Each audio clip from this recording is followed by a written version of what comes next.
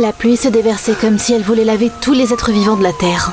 Un garçon effrayé se tenait près de la route. Ce jour-là, sa vie a changé, pour toujours. C'est pas vrai! Non! Pitié, non! C'est arrivé bien avant notre rencontre. Tu sais, parfois les gens se perdent. Certains d'entre eux essaient de revenir à la réalité.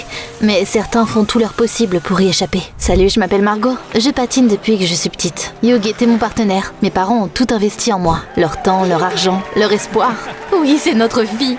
Notre championne. Les années ont passé. Hugh et moi avons grandi et sommes tombés amoureux. On est devenu un couple aussi bien sur la glace qu'en dehors. L'avenir semblait radieux. Mais un jour, ma vie a sombré dans un abîme si profond que j'ai eu du mal à en revenir. C'était mon 18e anniversaire. On a performé à un autre concours. Musique, glace pétillante, regards admiratifs. J'ai sauté en l'air et je suis tombée sur mon genou. Une douleur brûlante s'est répandue dans mon corps. Je n'arrivais même plus à me lever. Je me suis réveillée à l'hôpital. Mes parents, Hugh, notre coach et mes amis venaient me voir tous les jours. Mais j'ai vite compris que je ne pourrais pas continuer à patiner avec une telle blessure. Tu pourras marcher, mais tu ne pourras plus être une patineuse artistique professionnelle. Je suis vraiment désolée. Après ça, les gens que je considérais comme des amis proches ont commencé à disparaître. Tout le monde m'a oubliée. Tout le monde sauf mes parents. Et Hugh, j'ai pu sortir quelques semaines plus tard. Salut, je suis content que tu te sentes mieux, je sais pas comment le dire. Dis-le. On devrait rompre, j'ai beaucoup réfléchi. Le patinage artistique était la seule chose qui nous maintenait ensemble. Mais ta carrière est terminée maintenant et je dois passer à autre chose. Désolée. Il est parti et j'ai éclaté en sanglots comme si quelqu'un m'avait volé mon dernier souffle. C'était pas seulement à cause de la trahison de Hugh. Je me suis perdue. Je ne savais pas qui j'étais sans sport. Un objet à jeter, une coquille vide. Je suis tombée dans une dépression profonde. Je ne mangeais plus, je ne sortais plus. J'ai juste regardé le mur avec des yeux sombres. Margot, tu as besoin d'être professionnelle. On t'emmène dans une clinique psychiatrique spéciale. Peu importe. J'ai suivi les règles de la clinique. J'ai assisté à des séances de thérapie de groupe et j'ai pris mes médicaments. Bientôt, la thérapie a donné des résultats. J'aimais bien parler aux infirmières, surtout à Madame Dwight. Elle m'a suggéré de m'occuper des fleurs dans le jardin de la clinique. C'est là que j'ai vu un gars qui avait l'air d'avoir environ 20 ans. Il se promenait dans les labyrinthes de roses avec un air aristocratique autour de lui. Et il avait l'air perdu dans ses pensées. Nos regards se sont croisés et quelque chose en moi s'est réveillé. Madame Dwight, c'est qui, lui? Je l'ai jamais vu dans les séances de groupe. Oh, c'est Daniel. C'est aussi impatient, ne me demande pas. J'ai revu Daniel plusieurs fois après ça. Quand il lisait dans la bibliothèque ou qu'il jouait aux échecs dans la salle commune, je voulais aller lui parler, mais je me suis figée à chaque fois. Quelque chose chez lui faisait que j'étais en même temps attirée et en même temps j'avais l'impression que je devais rester loin de lui. La porte du sport m'avait été fermée. Mais à la clinique, j'avais beaucoup de temps pour réfléchir à ce qu'il fallait faire de ma vie. Un jour, Madame Dwight a essayé de donner une pilule à une vieille dame qui se comportait comme une gamine. Je suis intervenue. Je n'avalerai pas ce poison. Mais votre mal de tête disparaîtra si vous prenez votre médicament. Et vous pourrez regarder vos séries préférées. La vieille dame a hoché la tête, puis elle a pris la pilule et l'a rapidement avalée. Madame Dwight a souri. Merci Margot. À ce moment-là, je me suis sentie à nouveau entière. C'est vrai ce qu'ils disent. Quand une porte se ferme, une autre s'ouvre. Je voulais devenir médecin. J'ai pu sortir quelques mois plus tard. Et puis, un nouvel enfer a commencé. Je pensais que mes parents me prendraient au moins dans leurs bras et me diraient « Bienvenue à la maison !» Au lieu de ça, ils m'ont regardé avec dédain et ils ont pointé la montagne de factures sur la table. Notre famille est au bord de la faillite. Tout ça à cause de toi. Quoi? On a trop investi dans ton avenir en tant qu'athlète et tu nous as laissé tomber. Tu ne rapportes plus d'argent à la maison. Juste d'énormes factures médicales. C'est comme prendre une douche de glace, mais sans l'effet revigorant. Mes propres parents m'ont regardé comme si j'étais une start-up ratée. Vous voulez dire que je vous dois de l'argent? Beaucoup! On a payé pour tes entraînements, tes patins, tes costumes pour les compétitions. Je n'en crois pas mes oreilles. Vous êtes des monstres! Ce jour-là, j'ai fait mes valises et j'ai utilisé mes dernières économies pour louer un appartement. Il était minuscule et il y avait de la moisissure sur les murs. Le soir, je suis allée faire des courses dans un magasin, même si tout ce que je pouvais me permettre, c'était des nouilles instantanées. En passant devant la patinoire, j'ai soudainement entendu un rire familier. Hugh et sa nouvelle copine sont sortis de la patinoire. Ils tenaient des patins. Hugh la regardait tendrement, comme il a pu me regarder avant. Apparemment, c'était son nouveau partenaire, peut-être même sa nouvelle copine. Margot, salut, comment ça va? Je n'ai pas répondu et je suis passée devant lui. À ce moment-là, j'ai réalisé que je devais suivre mon cœur. Sinon, je retomberais tout de suite dans la dépression. J'ai vendu mes premiers patins. Ils étaient tout pour moi. Mais ensuite, j'ai utilisé l'argent que j'avais eu pour me payer un cours accéléré de soins infirmiers. Après l'avoir terminé, j'ai reçu un certificat d'assistante médicale junior. J'ai réussi à trouver un emploi à la clinique où j'avais été traitée. Margot, t'es de retour? Oui, mais maintenant, je ne suis plus une patiente. Je fais partie de l'équipe. J'allais économiser de l'argent, rembourser mes parents et me préparer pour l'examen d'entrée à l'école de médecine. Les infirmières m'ont rapidement acceptée et elles m'ont partagé leur expérience. Garde toujours des serviettes de table supplémentaires à portée de main. Franchement, tu résous la moitié des problèmes de l'humanité avec. Plus je travaillais là-bas, plus j'étais sûre que je voulais vraiment consacrer ma vie à la médecine. Tout allait bien. Tout si on oubliait cet infirmier qui s'appelait Lewis. Il avait un crush sur moi et c'était infâme. Ce mec était plus persistant qu'un moustique agaçant. C'est pour toi, ma belle. T'as cueilli cette fleur dans notre jardin ? Tout à fait. Alors, prête à aller en rendez-vous ? Combien de fois dois-je te le dire ? Je veux me concentrer sur le travail et aller à l'université. Laisse-moi tranquille et replante la fleur. Il était sur le point de dire quelque chose, mais heureusement, l'infirmière en chef est venue nous voir. Emmène le patient de la chambre 214 à la bibliothèque. C'est qui ? Je vois pas qui c'est. Il s'appelle Daniel, c'est un jeune homme très agréable, mais Daniel se prend pour le prince d'un royaume fictif. C'est pour ça qu'il est ici. J'étais surprise. Ce même Daniel ? Quand je suis entrée dans sa chambre, il m'a regardée comme s'il essayait de voir mon âme. « Salut, je m'appelle Margot. On m'a dit de t'emmener à la bibliothèque. » Enchantée, Lady Margot. Je suis Daniel, le prince du royaume des Trois Lunes. Il avait des manières de noble, c'est sûr. D'ailleurs, Daniel avait l'air très bien éduqué. Pendant qu'on marchait vers la bibliothèque, il m'a parlé d'histoire et d'art. J'ai tout de suite compris que je voulais passer plus de temps avec lui. L'esprit de Daniel était un vrai mystère et je voulais le résoudre. Ce soir-là, je suis rentrée chez moi dans mon appartement. Presque tout de suite, quelqu'un a frappé à ma porte. « Hugh, qu'est-ce que tu fais ici ?» Je suis désolée d'être venue sans prévenir. Tes parents m'ont donné ton adresse. Pourquoi t'es là ? Je voulais m'excuser pour la façon dont on a rompu et aussi... J'ai besoin de ton aide. Est-ce que tu pourrais regarder mon entraînement avec Lisa ? C'est ma nouvelle partenaire. Elle pourrait avoir besoin de conseils avant la compétition. Avec tout ce qui s'est passé, t'oses penser à moi pour t'aider ?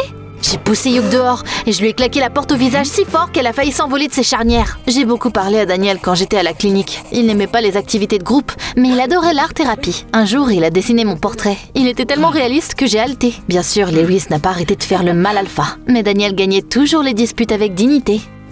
Un gribouillage d'un prince, c'est idiot. Ton sarcasme inapproprié est pire que n'importe quel gribouillage. Lewis a reniflé et il est parti. Daniel s'est tourné vers moi. La colère, ça rend le cœur sale. Je préfère pardonner. Bizarrement, ces mots m'ont inspiré. Plus tard, j'ai envoyé un texto à Hugh pour lui dire que je lui pardonnais et que j'étais prête à aider son nouveau partenaire. Je suis venue à l'entraînement pendant mon jour de congé. Ça m'a fait mal de revenir à l'endroit où mes rêves ont été brisés. Ça m'a fait mal de voir Hugh avec quelqu'un d'autre, mais j'ai quand même donné quelques conseils importants à Lisa. Pendant ce temps-là, à la clinique, j'ai commencé à remarquer quelque chose d'étrange chez Daniel. Tous les autres patients avaient des cartes standards avec leur diagnostic, leur plan de traitement et les informations familiales. Mais pour Daniel, tout était classifié. L'infirmière en chef conservait ses dossiers médicaux dans son bureau et elle ne les sortait que quand la porte était fermée. Comme si Daniel était vraiment un genre de prince et que son identité était soigneusement gardée secrète. Un jour, Lewis a encore essayé de me draguer, mais j'en avais tellement marre de lui que j'ai craqué. « T'es vraiment si bête que ça ? Tu ne comprends pas que je ne veux pas aller à un rendez-vous avec toi ?» Il s'est figé, puis il a serré les dents et il est parti sans dire un mot. Il y avait quelque chose de troublant dans son calme. J'étais de garde cette nuit-là. Tous les patients dormaient depuis longtemps. Je lisais des manuels et je me préparais pour les examens, mais ensuite, je me suis assoupie. Puis, j'ai entendu un clic. J'ai levé les yeux et j'ai vu que Lewis m'avait pris en photo. Je vais montrer au directeur médical que tu dormais pendant ta garde. Tu peux dire adieu à ton travail. Avant que je puisse dire quoi que ce soit, Daniel est apparu derrière Lewis. Donne-moi ton téléphone. Essaie un peu de me le prendre. D'accord. Hé, t'as supprimé la photo ?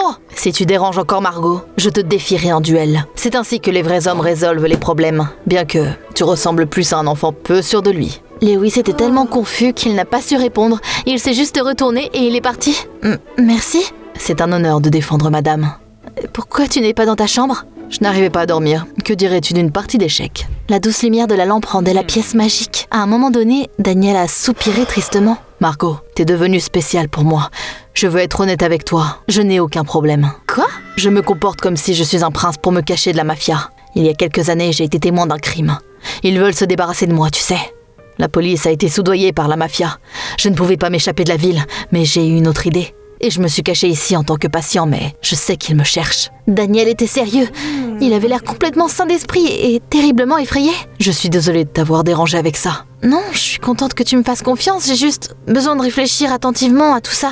Quelques jours plus tard, j'étais en service à la clinique. Tout le monde avait l'air stressé, comme si on était sur le point d'être inspecté. Le directeur médical parlait à un homme dans un costume coûteux et avait un regard dur dans les yeux. C'est qui ça ? C'est Monsieur Harrison. C'est une grosse tête de la ville. Et il parraine généreusement notre clinique. Daniel est sorti de sa chambre. Il a vu Monsieur Harrison et il est devenu pâle comme un fantôme. Il s'est passé quoi ? C'est le patron de la mafia, il m'a trouvé. Je me suis figée. Monsieur Harrison est entré dans la pièce et a attrapé Daniel par le poignet, pas trop fort, mais c'était assez soudain. Bonjour, je t'ai manqué. Daniel a frissonné, les yeux remplis d'horreur. À ce moment-là, le directeur médical a regardé dans la chambre et il a rappelé Monsieur Harrison. Je reviens tout de suite. Ça ressemblait à une menace. Je commençais à croire Daniel. Margot, j'ai besoin de ton aide. Si tu ne m'aides pas à m'enfuir, c'est fini pour moi. J'ai besoin d'un peu de temps pour y réfléchir. Je n'ai pas de temps. Si Harrison est ici, ça veut dire que ça fait un moment qu'il sait où je me cache. Il a dû soudoyer la direction de la clinique, comme il l'a fait avec la police. Le directeur médical va me livrer à la mafia. Je me suis souvenu du dossier médical classifié de Daniel. Peut-être qu'il avait raison. Peut-être que la direction de la clinique avait déjà commencé à effacer ses antécédents médicaux. Personne ne serait en mesure de prouver que Daniel était un patient de la clinique. D'accord, je vais t'aider. Le soir, après que les visiteurs soient partis de la clinique, j'ai apporté un uniforme d'infirmière à Daniel. On est passé devant Lewis jusqu'à la sortie de secours. J'ai ouvert la porte avec ma carte clé. Ce n'est qu'une fois dehors que j'ai poussé un soupir de soulagement. Daniel n'avait nulle part où aller. Il ne faisait pas confiance à la police. Je lui ai dit qu'il pouvait rester avec moi jusqu'à ce qu'on sache quoi faire ensuite. Bien sûr, tout le monde à la clinique paniquait le matin, vu qu'un patient avait disparu. Mes collègues et moi avons été interrogés. J'ai fait semblant de ne rien savoir. Lewis n'a pas arrêté de me regarder avec un sourire narquois, comme s'il connaissait mon secret. J'étais tellement stressée que mes mains tremblaient. Vivre avec Daniel, c'était facile. Il dormait sur le canapé, il préparait de plats délicieux à partir d'ingrédients les moins chers. Les soirs, il peignait mon portrait. Il me fascinait. Mais avec le temps, j'ai remarqué que quelque chose n'allait pas. Parfois, Daniel s'oubliait et disait encore des choses étranges. Le temps dans le royaume des 3 lunes est merveilleux à cette période de l'année. Quoi ? Oh, juste, laisse tomber. Et si j'avais eu tort ? Et si Daniel était malade en vrai ? Peut-être que j'aurais dû le laisser à la clinique ? À mon prochain shift, Lewis m'a amené Monsieur Harrison, souriant comme d'habitude. Vous avez dit que vous paierez quiconque qui aurait des informations sur votre fils. J'ai regardé les images de surveillance et j'ai vu que le jour de son évasion, Margot a quitté l'hôpital avec une infirmière. Le visage de cette infirmière n'était pas visible sur les caméras, mais je suis sûre que c'était Daniel. Attends, vous êtes le père de Daniel ? À ce moment-là, Monsieur Harrison n'avait plus l'air d'un gangster violent, il ressemblait à un père inquiet. Oui, je suis un homme d'affaires et je parraine la clinique afin qu'ils prennent bien soin de mon fils ici. Pour le bien de mon entreprise, j'ai dû cacher l'identité de Daniel à tout le monde. Qu'est-ce qui lui est arrivé ? Enfant, il a été témoin de l'accident qui a tué sa mère. Après ça, Daniel s'est retiré dans un monde fictif. Mon fils a reçu une éducation et a vécu une vie normale, mais il ne pouvait pas accepter la réalité et il a choisi d'y échapper. Mon Dieu, je suis désolée. La clinique est l'endroit le plus sûr pour lui. Je ne te dénoncerai pas, mais si tu as aidé mon fils à s'échapper, ramène mon garçon, s'il te plaît. Mon cœur a failli exploser de tristesse, mais je savais pas quoi faire, et j'ai dit que je ne savais rien de l'évasion du patient. Quand je suis rentrée à la maison, Daniel arpentait nerveusement la pièce. « Margot, il y a une guerre qui se prépare dans mon royaume.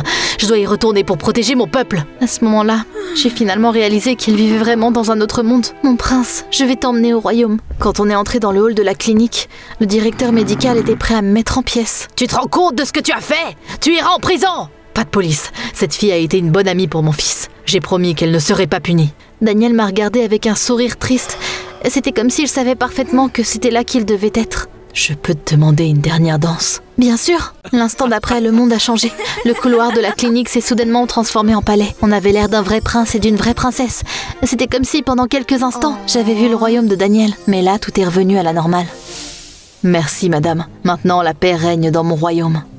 Et il est parti dans sa chambre sans regarder en arrière. Ce qu'il s'est passé après, je n'ai pas été arrêtée mais j'ai été virée. J'ai eu une conversation avec mes parents et je leur ai dit que je leur rembourserais chaque centime dès que je deviendrais médecin. Hugh a dit que mes conseils avaient aidé Lisa et ils ont gagné le concours. J'ai répondu « Je suis contente pour vous ». Puis j'ai supprimé notre historique de discussion, coupant mon lien avec le passé. J'ai réalisé mon rêve et je suis entrée à l'école de médecine. Parfois je rends visite à Daniel. J'espère qu'un jour, il reviendra à la réalité. Je serai heureuse si mon histoire inspire quelqu'un et que tu trouves la lumière dans le noir.